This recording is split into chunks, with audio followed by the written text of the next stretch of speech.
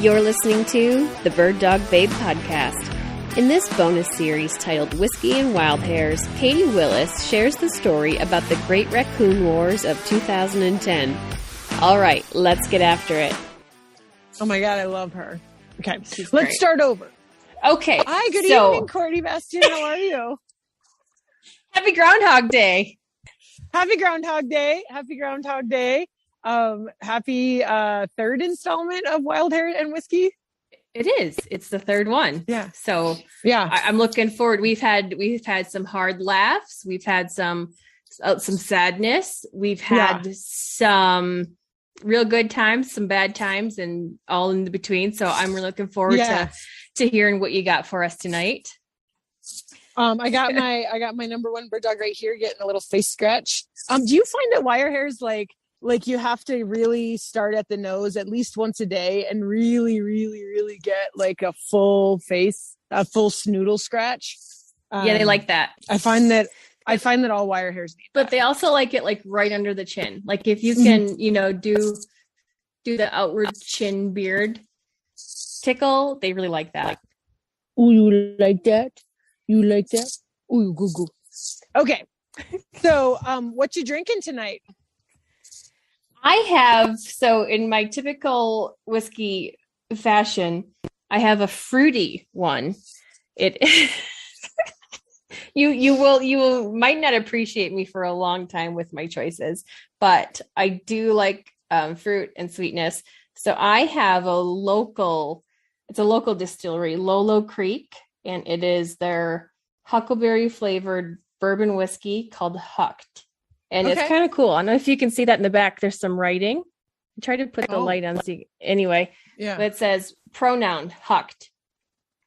Noun, bourbon whiskey flavored with a sweet yet tart purple Northwest indigenous berry called a huckleberry. Verb, tipsy. When you add the rare goodness of a huckleberry to incredibly smooth whiskey, chances are you'll get hucked. That's pretty good. Pretty good. It's pretty good. And in my typical manner, it is on ice. So I like it. I like going light. What do you got?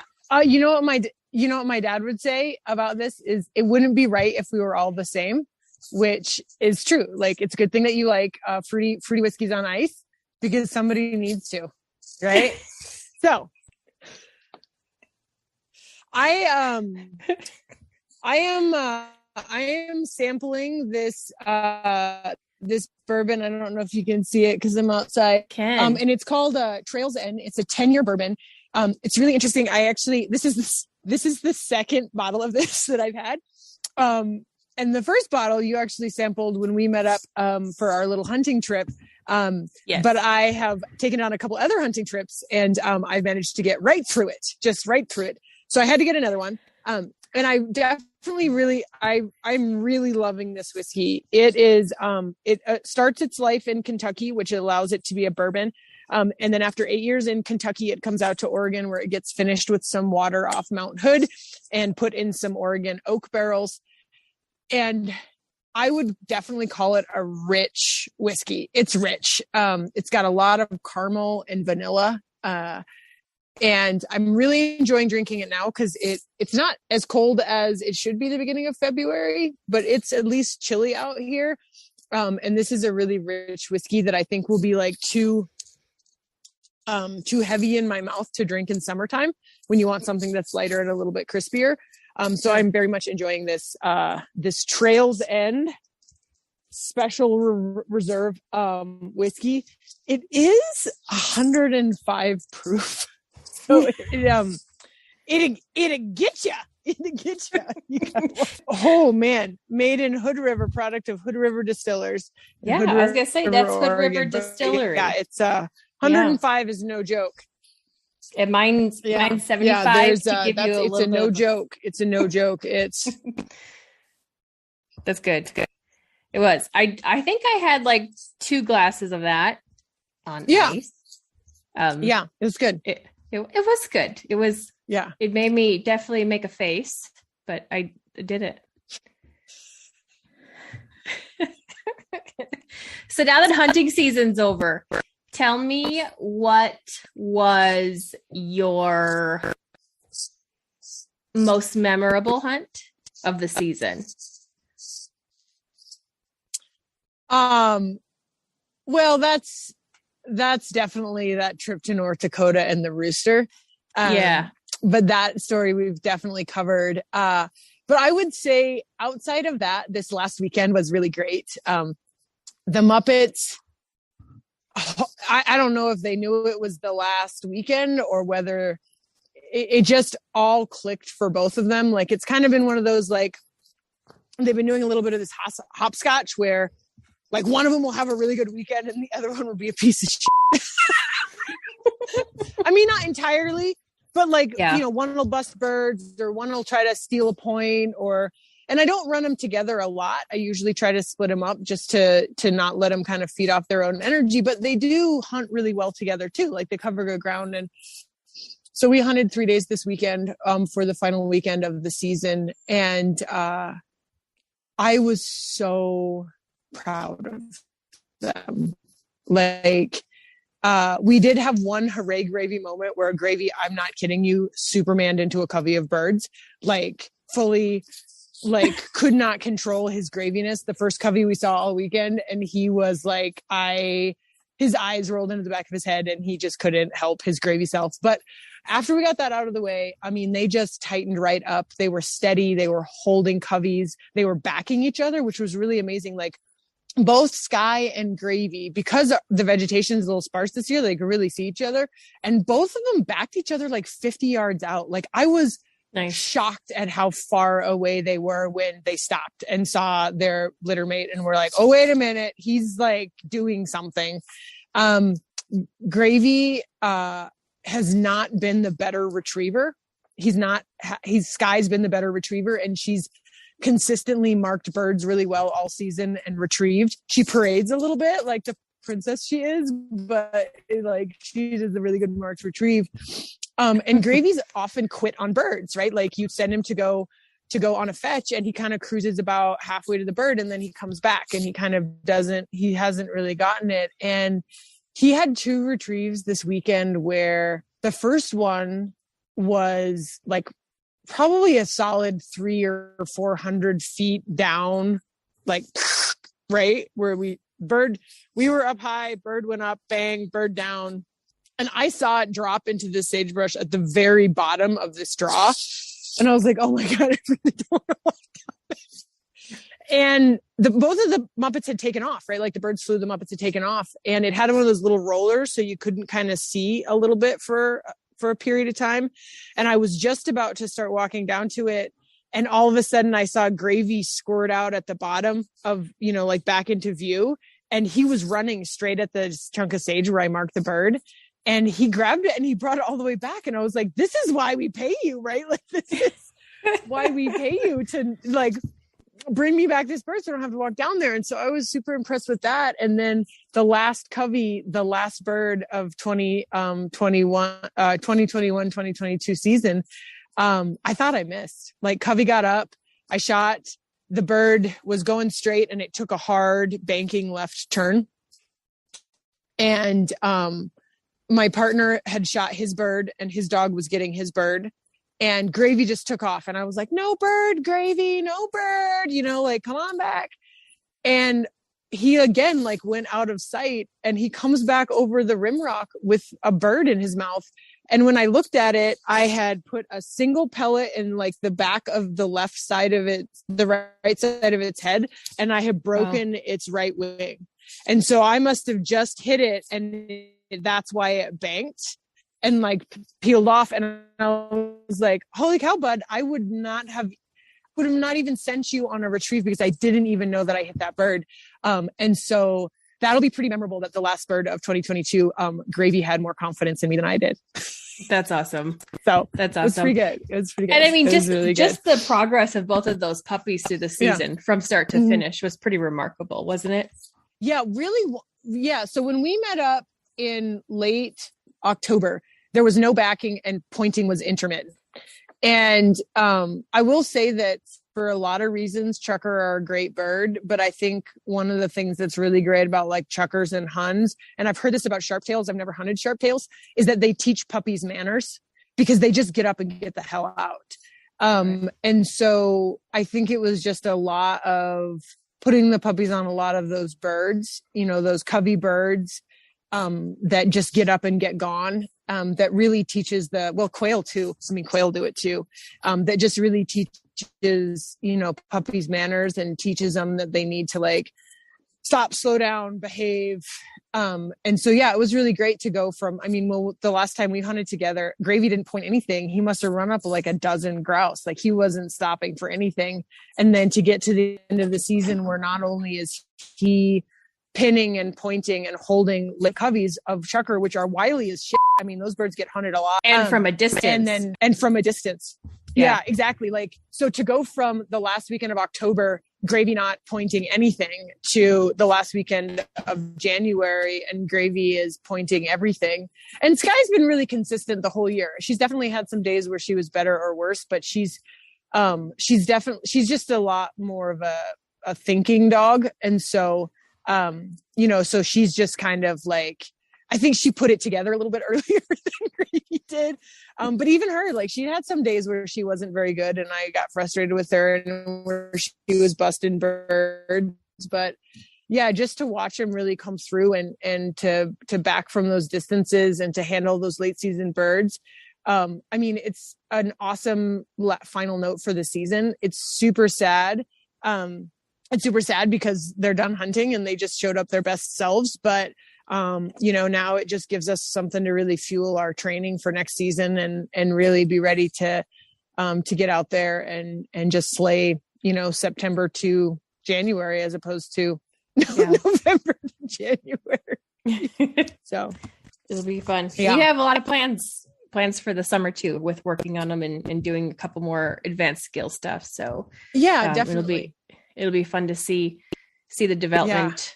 And actually see what their bird manners are. I'm really curious, since these last couple of months, it's just been 100% wild birds, to get them back on Planet Birds and to see what their bird manners might be. And if that makes a difference. Yeah. So. Yeah, for certain. It'll be really interesting. I mean, I'm planning on doing the NAVDA. We'll see how they do. They're pretty young still, but like definitely aiming towards a NAVDA utility in August. And then also the Versatile Hunting Dog Federation AHA, advanced hunting evaluation. And kind of see, again, I mean, I don't want to pressure them. And if they start sort of, you know, like you don't want to pressure a young dog too much. It needs to stay fun and it needs to stay engaging. And so as long as they stay engaged and they're having a good time, those are the goals that we set for ourselves.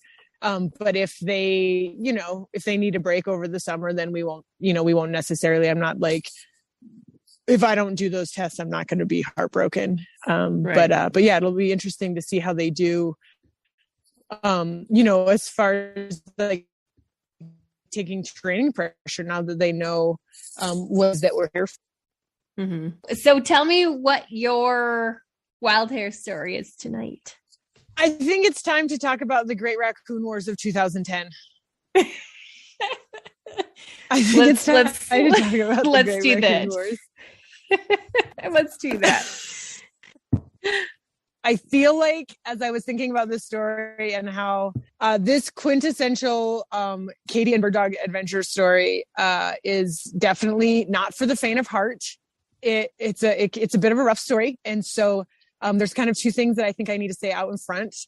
First off, I was born a fighter. I'll always fight. I try really hard not to fight, but it's been a learned process to not be a fighter. I am a fighter, and I didn't fight with anybody more than my sisters, except for people who fought with my sisters. And so there's definitely that guardian at the gate mentality for me, where fiercely loyal and protective. And it's just not a good idea to mess with things that I care about. And so as I think about this story and the person that I was when this happened, I think anybody who doesn't know me should know that's just what you get is this, you know, the guardian at the gate, a fighter sort of person. The other part of the story is that I don't wear pajamas. And so this is a primarily nocturnal story. And so our second out of third stories where you're not wearing clothes. So we'll just leave that right there. There's a theme. So you just have to know that when there's a nocturnal component of this story, that if I tell you I put something on, that is what I have on. Okay. So it's 2010. Bird Dog is, I think he might be a year or two old, pretty young. And we're in college. I'm working on my undergrad, and I was trying really hard to be a responsible member of the world, but also really didn't have any money. And so I had this really great little rental house in downtown Bend it was a tiny house on a big yard, and it came with the giant gardens and big yard. And so I put in this massive vegetable garden, and I built a chicken coop, and I had 6 chickens and this massive vegetable garden. And I hunted in the fall, and like was lucky enough to get a deer. And so that's what we kept in the freezer. And that was primarily what I was consuming. And it was part of a Bird Dog is being really insistent right now. We're telling your story. And that was primarily the goal. Like, I didn't want to be buying processed foods. I didn't want to be supporting industrial agriculture. I really wanted to I actually set a goal at one point in time to eat within 50 miles of my house. And with the exception of like some olive oil and things like that, I really was able to do that. And primarily because of this garden, and primarily because of the chickens. The chickens were my main protein source. I ate a lot of eggs. And so I had 6 chickens. I had a pair of golden lace Wyandottes named Judy and Betty was a bitch. I had a Plymouth Barred Rock named Hazel, who wasn't super friendly either. And then I had 3 of those Americanas, and they were super, super friendly and gorgeous. So I had Josephine, Pilar, and Carmen were my Americanas. And Pilar was amazing because she was the best bug control. Like, I had a bunch of corn, and with corn you get earwigs, and that queen would just find earwig nests in the ground and just destroy them and eat all the earwigs. And then Josephine was definitely my favorite chicken. She was like a chocolate body. She had this golden head, and she looked like a hawk. And they would run around the yard with me while I was gardening. And then in the evening, when I was having like my little gin and tonic, Josephine would hop up on my shoulder and preen and like hang out with me. And it's weird. It's fucking weird. But anyhow, these are my chickens. So Bird Dog left those alone. Well, they were not. It was like when they were loose in the yard, the Bird Dog we had like a pasture system for rotating the livestock. Okay. So he wasn't cohabitating with the chickens. And I will say, one time, Betty, that tried to make a run for it out of the coop one day, and he was right behind me, and it was in the middle of force fetching, and she flew right into his open mouth, and he was like and he was like, I got it, and she was like, oh God, and I was like, oh my God. I was like, that's what you get, Betty, you bitch. And so Betty was super mean to all of the chickens, except for Judy, who was like her sister friend, until I got my first pet pigeon. And so I got this pet pigeon, and his name was Fat Bob. And he was a homing pigeon, and he was a cock. And what's really interesting is, as soon as I introduced him to the coop, he roostered up, and he would like if Betty was trying to pull out like Pilar's feathers, he would like flap down and be like, knock it off. And he's so fat, right? Like, I had the little S&M harness for him, to put a pigeon on a string for like, cause I had him for steadiness, little leather S&M harness, and it got small. Like, it got like, you'd put it on him and you'd be like, and he'd be like so fat. He was so Fat Bob.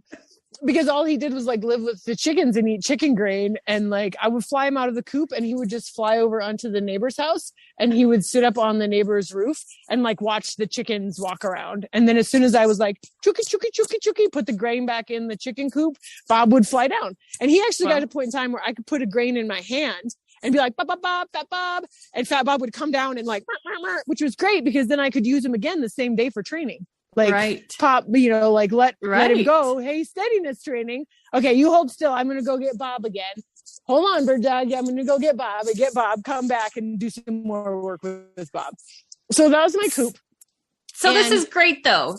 I just need to intercept for a second because there's a lot of people that live in town and have bird dogs and they want to train. And so this is great advice right here. Listen to this. All you need is one pigeon and do that thing of calling them. How do you call them down, Katie? How do you say that? How do you call the pigeon down? Fat Bob, Fat Bob. Tuk, tuk, tuk, tuk, tuk, tuk, tuk. And then he would just come down because that's what I fed the chickens with. You did that on purpose. You didn't actually need me to do that again. Perfect. But I think that's the thing is like, if you're only like, if you live in town when, you know, and you're working in your backyard, a lot of what you're doing is steadiness. And all you need is a pigeon, an S&M harness, a string, and like a stick, and your woe board. And you can do a lot with that. Like, I think Bird Dog has a lot of natural steadiness in him, but he's still steady to wing shot and fall. And I think a lot of that is because the only game that I could play was like S&M harness Bob. And so like, you know, I used to Bob all up and down, right? Like boop-a-doo-doo-doo, up and down and in between Bird Dog feet. And then, you know, like burr, burr, all over the place. And he would just sit there and like quiver and be crazy about it because he wanted to chomp Bob bad. Mm-hmm. But then also I used Bob during force fetching and I would put him in a little Velcro harness. I would put Bob right in Bird Dog's mouth. And then I would give him extra grain because that is a super up thing to do to a bird. So how did Bob eventually meet his demise? I'm curious. So here's where we go. So this is my setup, right? I live in this little house. My landlords live right next door. And they had already had a 11 o'clock at night skunk shaking on their patio that woke them up vomiting, where Bird Dog I let him out for his last pee and he jumped over the literal, not kidding, white picket fence and murdered a skunk on their back porch. And like, your neighbor was your landlord? My neighbor was my landlord. So I lived in this little house. They turned the water off. They turned the water off in the winter. So not only did I have to go over there and collect my Bird Dog and the bits of skunk that were left behind from the absolute shake to pieces, I thought Bird Dog lost his eye because his eye swelled up so big. He had like the skunk goose down his face. But they had turned off my water like the week before. So I had to be like, hi, the dog killed a skunk. Can I borrow your hose? And like use their hose and spigot to like wash the dog off in the street. I was like, hi, just me, the tenant, living next door. So anyhow, I live next door to my landlords. Terrible. I live next door to my landlords. Terrible. And it's a nice place and I'm having a nice time. And the start of the Raccoon Wars, Bird Dog wakes me up at about 2 or 3 o'clock in the morning. And he is like 2 at this point in time. So he sleeps through the night. The only reason he's ever woken me up in the middle of the night is because he ate fetid carcass of roadkill and he has to go like explode himself in the backyard. And so I'm like, okay, cool. Right. So I get up out of my bed and I go to my back door and I let Bird Dog out into the backyard. And so the back door is kind of a stoop. And then there's probably 6 to 10 feet from there to the chicken coop. And so, you know how like you're in the morning and you're like, oh God, what's going on? And first off, Bird Dog does not run to the back fence where he normally explodes himself. He runs around behind the chicken coop. So it's a chicken coop building that I built and this big enclosed run. And I know that there are all sorts of like skunks, raccoons that live in town. And so I had built what I thought was this perfectly safe chicken coop where the chicken coop house was attached to the run by this chunk of wire, and everything was stapled, and there was no egress from the top. I had dug down below. I had buried wire. I had 2x6s around the perimeter. Yeah, you did it right. I felt like I did it right. Research. Mm-hmm. And so I'm standing there and I'm like, oh God, what is going on? And it's like, you know how things appear slowly? Like the first thing I noticed is I was like, why is Pilar out of the coop? And I saw her like on the ground. And then I saw like Josephine run by. And I was like, why are the chickens out of the coop? It's dark. I don't know if you don't know anything about chickens, but they go to roost. As soon as it's dark, chickens go to bed. That's it. Like chickens go to bed, and they don't wake up. And so I like walk over to the coop and I'm like looking in it because I'm like, the f-? And Bird Dog is on the other side of the coop. There's a lilac bush inside the coop and he's like trying to get the lilac bush. And all of a sudden it's like, ah! There is a raccoon on the inside of the coop and it's like jumped up on the wire in my face. And I'm like, right, screaming. And that's when I realized that the reason that the chickens are out is because there's a raccoon in the hen house. That's when I realized that Pilar is dead. Oh, that's why she's on the ground. Pilar is dead. Oh, that bastard.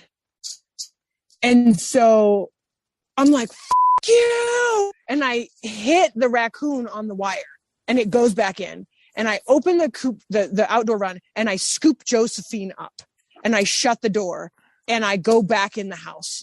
And I'm like, and I look Josephine over and I can see there's a little blood on the back of her neck, but I'm like, okay, this is okay. So I put her in the bathtub. I'm like, that's okay. I'm like, I can throw a stitch. I can fix you, Josephine. You're going to be fine.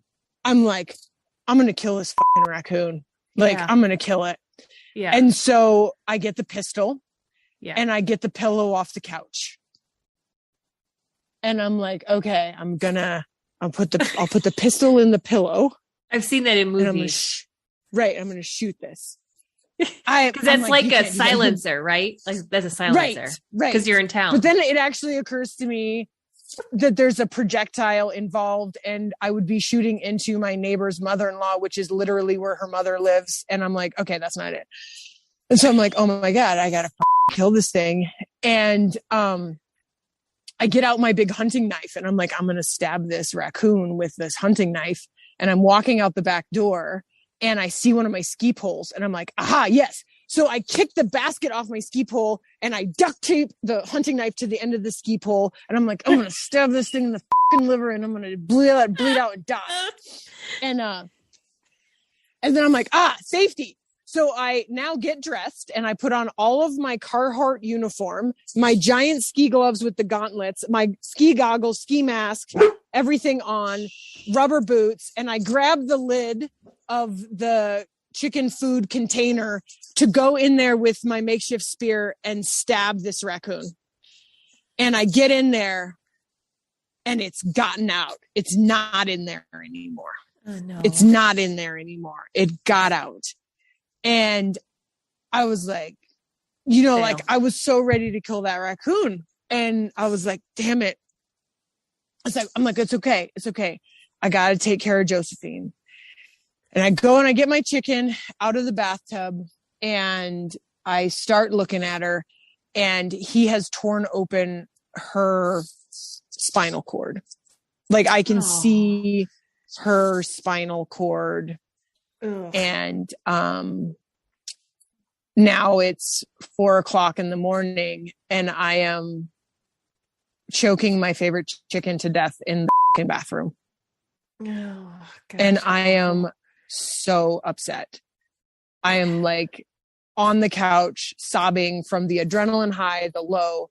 And like we had done battle with raccoons before. Like there was a raccoon that was messing with our cat and Bird Dog had gotten into it with a raccoon on the porch and he'd got his face cut and his whole head swelled up like orangutan because they're dirty. But between those two things, like there is this simmering, festering hatred for this raccoon.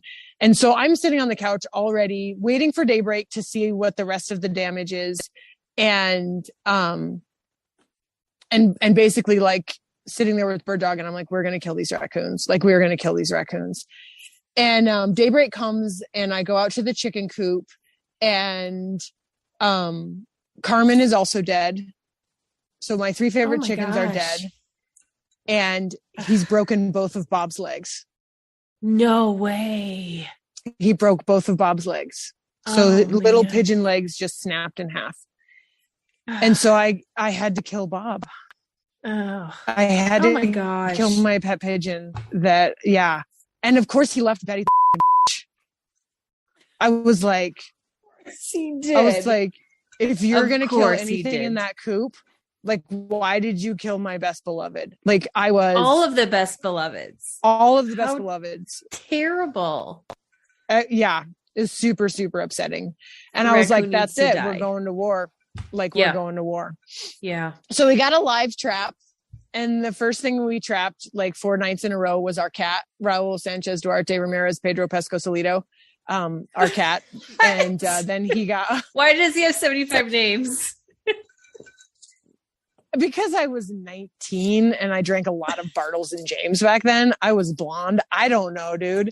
I like decided that he was a Latino cat. And so I named him Raul Sanchez Duarte Ramirez Pedro Pesco Solito. We called him Pedro for short. And so mostly we caught Pedro. And then we, like I shored everything up. And then we had a period of time, like probably 4 or 5 days where we didn't catch anything. And I was like, well, maybe this was just like a one-shot deal.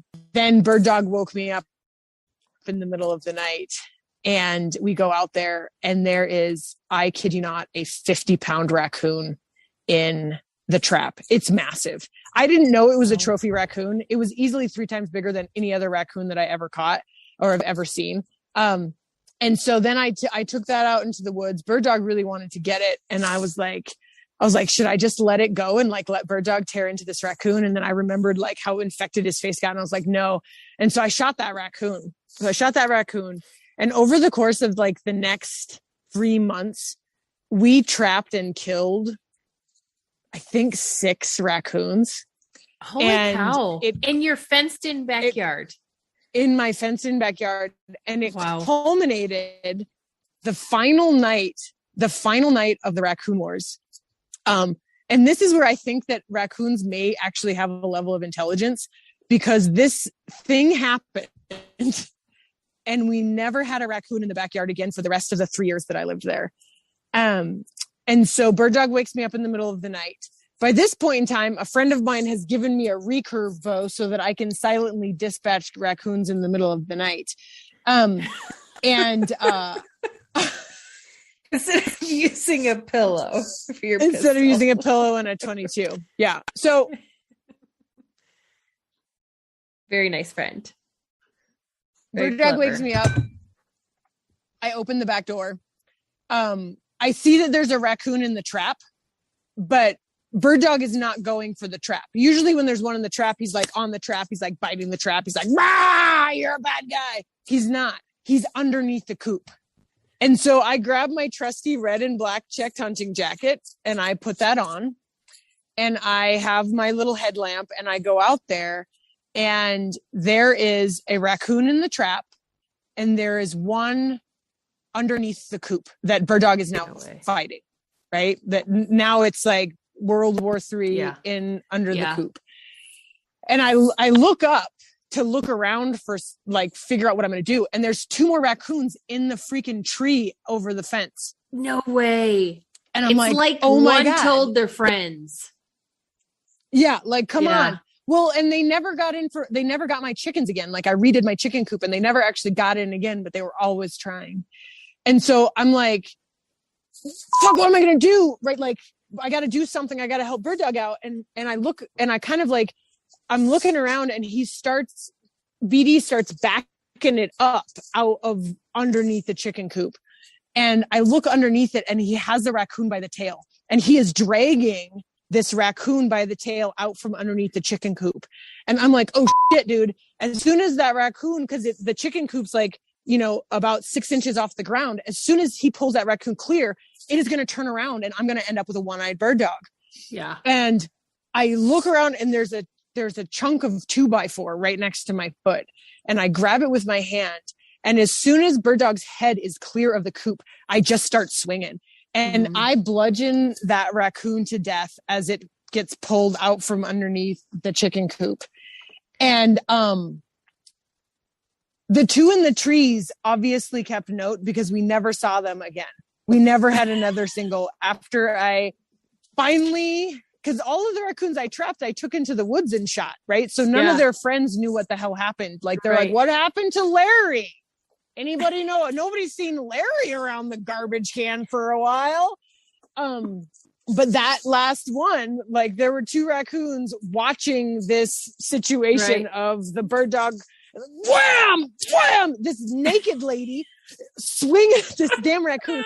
And they went back and told their friends. They went back and told their friends, and they were like, because I kept the trap open and baited for the next 3 years, and I never had another raccoon. I caught a few more neighborhood cats, but I never had another raccoon mess with my chickens or bother my chicken coop. And I think it's because word got out. They were like, hey guys, we figured out what's been happening to people. They haven't been abducted by aliens. They've been trapped and likely killed. We just saw Ralph get bludgeoned with a 2x4. Like, that is the end of it. And that was good. And I was like, oh sweet, we're done with raccoons. Right. Until about 4 years ago. And this, I think, is the best raccoon war story, and I heard it secondhand. I had a roommate named August who was trying to impress a girl, and she had a dog, and we live by this river trail. And so he was like, hey, why don't we go walk dogs together? And she agreed to an evening, like a 11:30 at night, moonlit river trail walk. And August lets Bird Dog off the leash.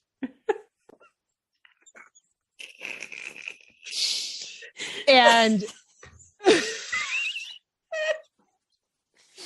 BD takes off and is running around. And this is what August told me.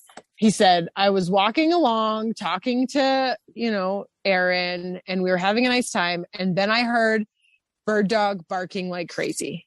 And he was down by the river, and there's a bunch of like willow and then cattails and everything like that, this marsh.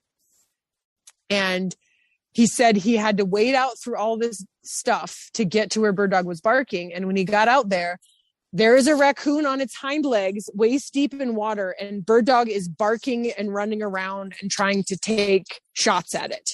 Oh my gosh. He's like yelling, and he's like, just as I was just about there and could almost grab Bird Dog, BD lunges at the raccoon, who has been kind of like slowly backing up into the water. The raccoon is like backing up into the water. Yeah. They drown dogs, right? Don't raccoons drown dogs in water? Like, they're known for that. Okay. Yeah. They're known for that. He's like waiting for it.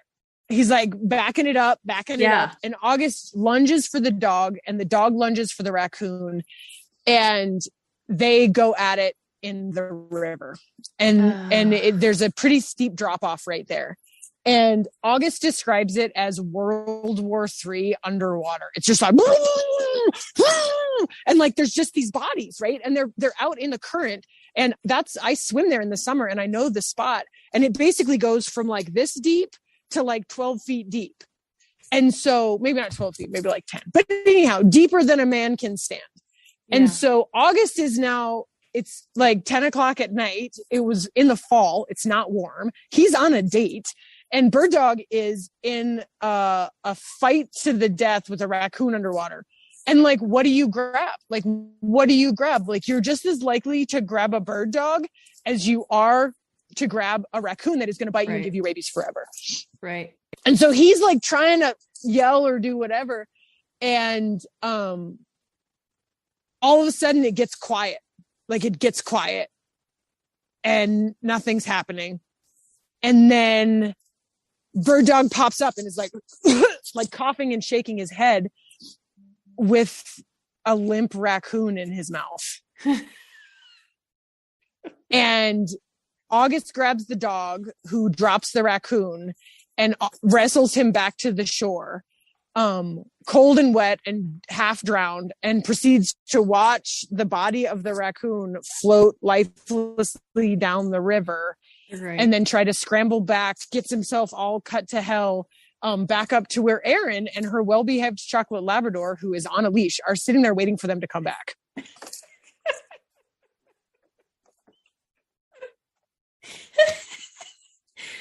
How long had August lived with you, and did you not share the memo, don't let Bird Dog off a leash? I had known August for like 4 or 5 years. Like, he was a friend of mine. And so he knew very well what Bird Dog was capable of. Yeah, but I think, the thing about it is that there are bird dog people and there are not bird dog people. And people who don't bird dog they think I'm making this shit up. Right?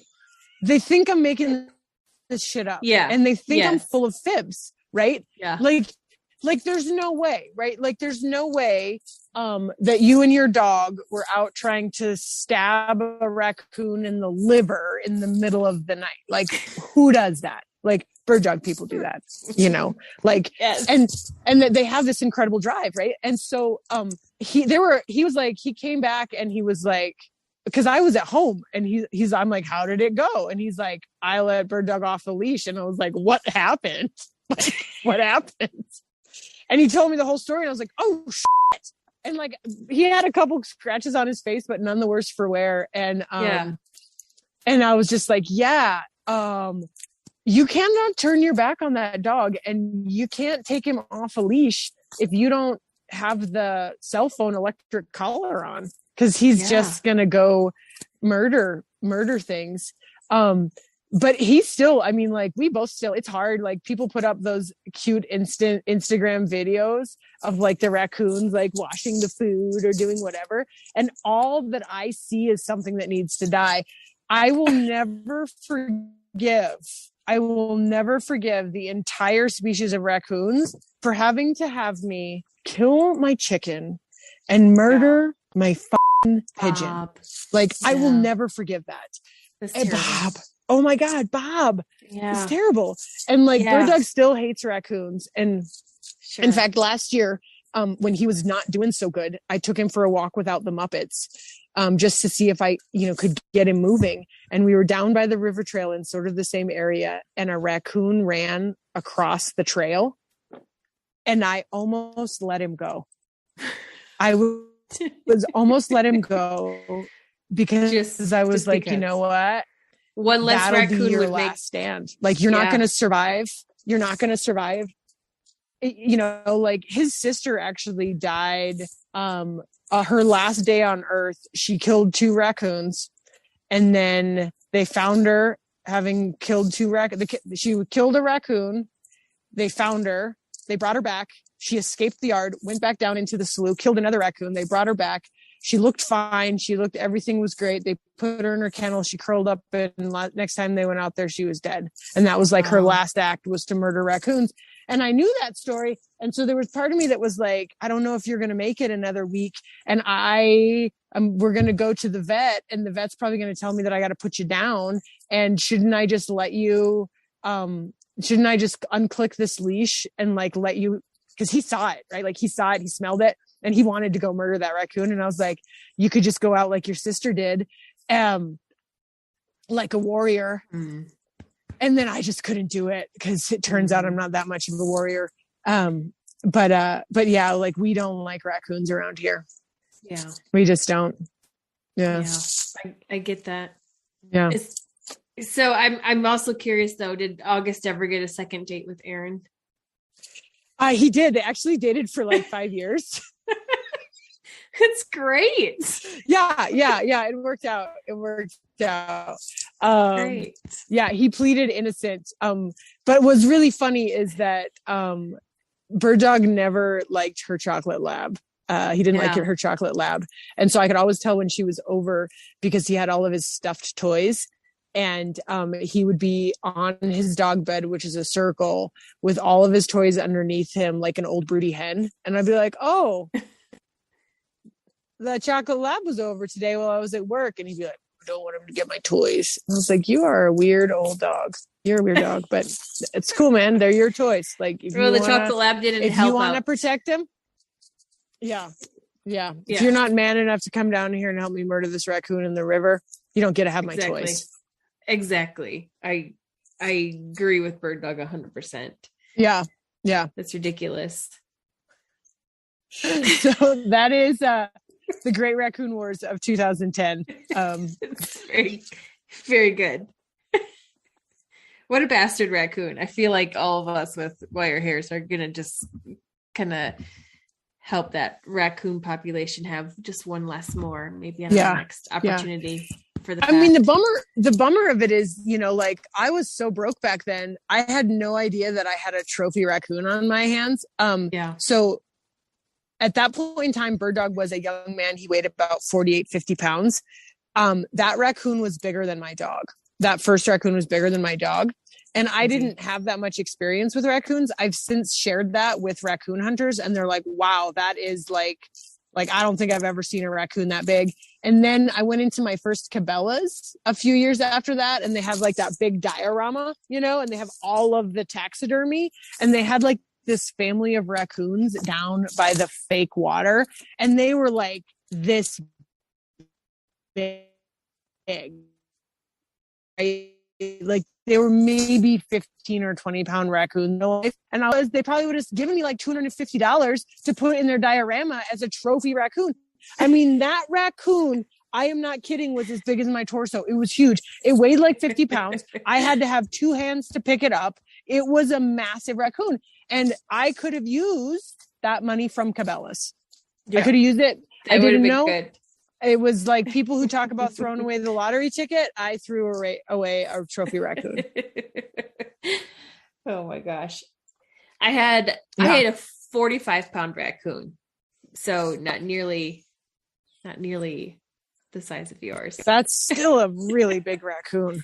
Yeah. That's still a really big raccoon. They're pretty hardcore, but that was one of my very first real wild hair experiences. We had brought a dog over here from England, and his second day in our house, I went outside to let him in, and we had a fenced in backyard, and he was gone.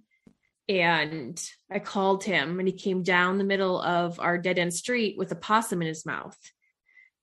Like a week later, I took him for a hike off leash with the e-collar, and there was no GPS. He went missing. And I called my husband frantically. I lost this dog. I lost this dog. We don't own this dog. He's like a $20,000 dog. He's here from England. What do we do? He's gone. I'm so sorry. I don't know what to do. And all of a sudden, I walk a mile and I hear a bunch of snarling, and he's fighting with this raccoon. And what do you do? You have to just stand there and watch it. I'm screaming, calling his name. I was nicking him on the collar when I thought he was lost, thinking that would come back. So then I feel really bad. I'm nailing him with the collar, and it's probably just pissing him off more. He can't feel that. When you're fighting a raccoon, you could hook up jumper cables to a wire hair and they wouldn't notice. Yeah. So eventually he just pulled the dick right out of the raccoon and killed it that way. What? Yes. It was a 30-minute fight I was watching because I couldn't do anything about it. And he literally pulled the dick off of the raccoon and killed, and then it died. Internal there. Grab out. Yeah. It's gone. Well, I feel like that was a smart move. Yeah, I'll keep that in mind the next time I tangle with raccoons, that instead of trying to stab them in the liver, I should just try to cut off their dick. Yeah, it goes quick or at that point. Yeah. Yeah. Yeah. Yeah. Yeah. You would never do that, would you, Nora? You would never do that. You're such a good girl.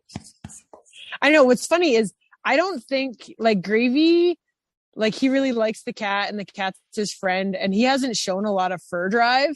Sky's gonna kill a cat, and she would kill a raccoon, and she has been trying really hard to kill a rabbit. Like her fur drive is, she is a savage. She is a straight up savage. Like I was thinking about, she lives with a cat. You know, like she lives with a cat. She lives with 2 cats. She lives with Fat Cat. She lives with Fat Cat, and she lives with Nina. And she really wants to kill Nina. Like she really, the way she looks at Nina, man. What's Nina's full name though? Let's be real. What's Nina's full name? Nina's full name is Nina Kattenberg. She's named after an NPR correspondent that covers the Supreme Court. So her name's Nina Totenberg. But I named her Nina Kattenberg, and she covers the Supreme Couch. You can find her on Napping Purring Radio, which goes along with Fat Cat's name is not really Fat Cat. It's Scratch Simon. And so Scott Simon is the host of Saturday Morning Edition on NPR. And so Fat Cat is actually Scratch Simon, who is the host of Catterday Meowing Edition. And it just is this long-standing dream of mine that to have cats named after famous people.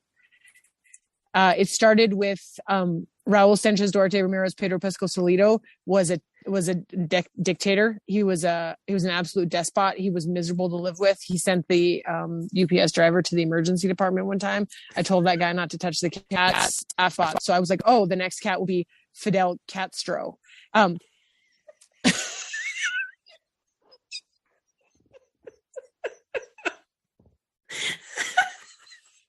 Or it was when Mahmoud Ahmadinejad was in charge of Iran.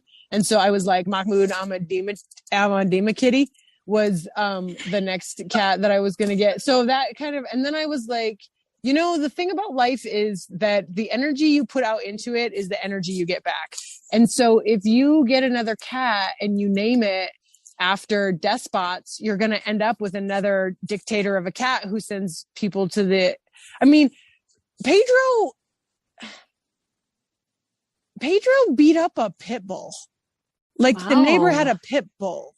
Holy cow. The neighbor had a pit bull, and Pedro saw the pit bull, teased the pit bull, let the pit bull chase him underneath my Subaru until it got wedged, and then ran around the tire and jumped on the ass end of the pit bull and started tearing its skin open, to which the pit bull then backed out from underneath the Subaru and took off running down the street with a cat like a tiger on the back of a wildebeest.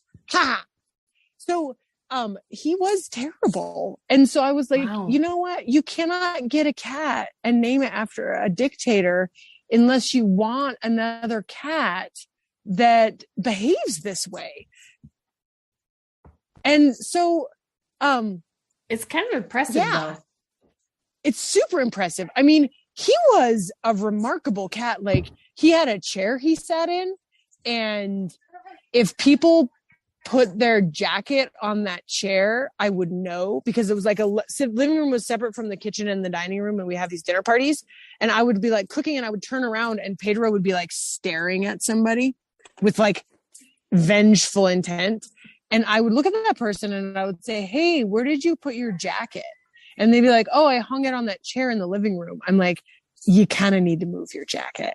You can't put anything on that chair. That's Pedro's chair. And he is going to cut your eyes out. Like, that's just it. Like, he's going to cut your eyes out. Yeah. And so, yeah, he was beautiful, but terrible. And so I was like, well, yeah, you got to be careful what you ask for in the world. And if you ask if you say the name out loud, you will get what you want, what you ask for. And so I was like, what's nicer? What's the nicest thing in the world? And it's hosts on NPR. Like,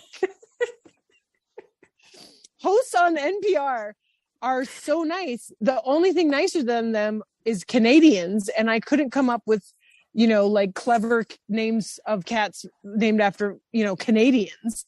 But that's the only nicer thing in the world than NPR host is Canadians. And so I named my cats after NPR hosts so that they would be nice. And they are. They are nice cats, and Gravy loves them, and he doesn't ever look at them like he wants to murder them. But Sky watches them every day and thinks about how nice it would be to turn them into a fur cover bag of Jell-O and wear them as a hat. She's pretty intense. Yeah, she's like a fire at the circus.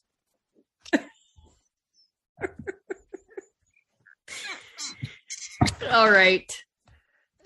Well, let's close out this session of Whiskey and Wildhairs. Yeah. With Raccoon Wars. Cheers, Katie.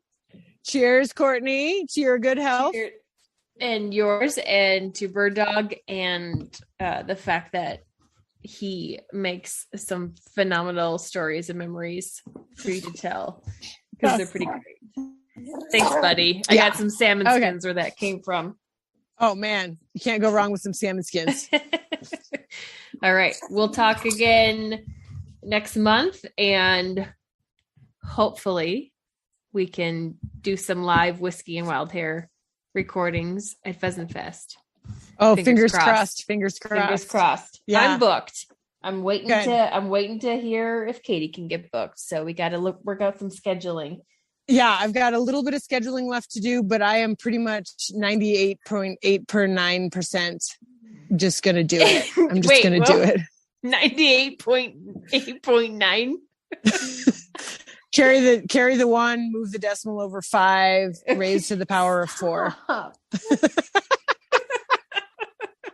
Great. Yeah. It's going to be good. It's going to be really good. Okay. Good night, all. You have a good night.